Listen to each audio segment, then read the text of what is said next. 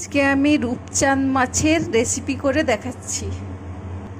এখানে তেল গরম হয়ে গেছে, আমি মাছ ছেড়ে দিলাম। উল্টিয়ে পাল্টিয়ে আমি মাছগুলো ভেজে নিচ্ছি।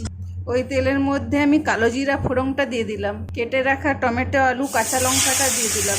এখানে নুন, চিনি, হলুদ গুঁড়ো, লঙ্কা গুঁড়ো, জিরে ধনে দিয়ে দিলাম। ছেঁকে রাখা সর্ষে বাটার জলটা দিয়ে দিলাম। ভেজে রাখা মাছগুলো দিয়ে দিলাম, ফুলচাঁদ মাছ।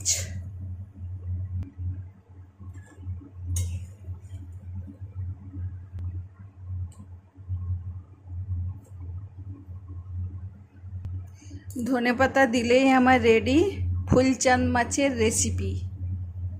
ভিডিওটি ভালো লাগলে লাইক, শেয়ার, কমেন্ট। আর সবাই সুস্থ থাকবেন, ভালো থাকবেন। নমস্কার।